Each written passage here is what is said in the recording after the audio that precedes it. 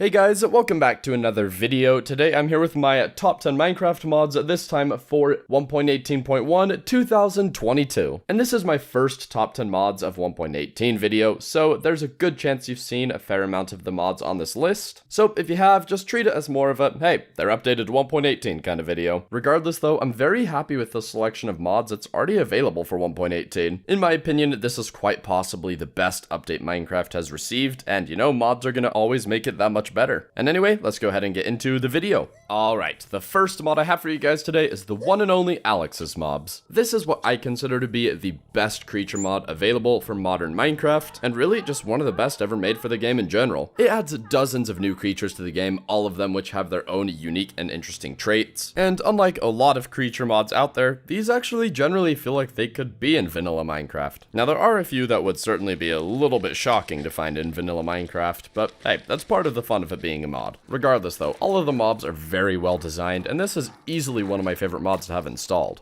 Next, we have the effective mod, and this is a client-side mod that simply adds some pretty cool effects to the game. And these new effects all have to deal with water. For example, if you jump into some water, you're going to make a splash, and the higher you jump, the bigger the splash is going to be. And this scales with anything, ranging from items you throw into the water, to other creatures jumping in, and the same thing applies to them. If something huge falls into the water from very high up, it's going to make a massive splash. And this mod also includes waterfall sound effects and visuals when water is pouring into more water. And some of these features were inspired by the Minecraft 1.18 trailer, and it's always pretty cool to see stuff like this added to the game. Next up, we have what I would maybe call the best and coolest technology mod ever made for Minecraft, and this is Create. With the Create mod, you can build pretty much anything you can think of. Here you can see I made a fully functional windmill, and this mod pretty much comes down 100% to your creativity. Unlike most other technology mods where you just play something and it kind of does its thing, this mod you actually have to think it through and design something that works. And each of the blocks gives you a great tutorial on how it functions, so you're not just left in the dark wondering what in the world everything does. It's a huge amount of fun to play around with, and you can do some pretty incredible stuff with this. After that, we have the Tetra mod, and this is what I would consider to be one of the best weapon mods available. As you can see, I got a lot of best mods on this list. And this mod lets you completely customize pretty much every single weapon in the game. You can switch out the blades and add new upgrades that certainly were not in the game before, and all of the modifications that you make will change your weapon stats in one way or another. So rather than the changes just being visual, you'll actually get a weapon that performs in a different way. And this adds far more variety to the weapons in Minecraft, and really lets you create something unique. Up next, we have the Cork mod, which is literally just one of my favorite mods from Minecraft. Really got a lot of these right now. Anyway, this mod adds so many features that you probably want in Minecraft. Double doors will open together, farming is far less tedious, and many more other simple features, along with some bigger ones that just make Minecraft a far better game. This is a mod that should be installed in literally every single Forge mod pack. There's no reason to not have it installed. It's completely customizable, so you can disable whatever features you don't want. And as you're playing with it, you'll constantly notice just how nice many of its features are. Next up, we have Dungeon Crawl, and this mod adds massive procedurally generated underground dungeons to the game, which you will find yourself spending a lot of time exploring. As I mentioned before, they're pretty huge. Think like a mineshaft, except it's also vertical, and you're going to be provided with a true challenge when you explore these things. And you know, if you've been looking for a mod that adds some great new dungeons to the game, you should certainly consider this one. For our next mod, I'm kind of including 2 for 1, and this is both Sodium and Iris. Sodium is easily the best performance mod available for Minecraft. Most FPS mods from the past give you a decent boost to your FPS, but this one literally multiplies it. I've had situations where in vanilla, I'll be sitting around 100 FPS, but with this mod installed, I'm suddenly at 500, and the mod even includes some visual improvements, so really, there's very few negatives about this, aside from maybe some incompatibilities. And the Iris mod, on the other hand, allows you to use shaders and Sodium at the same time.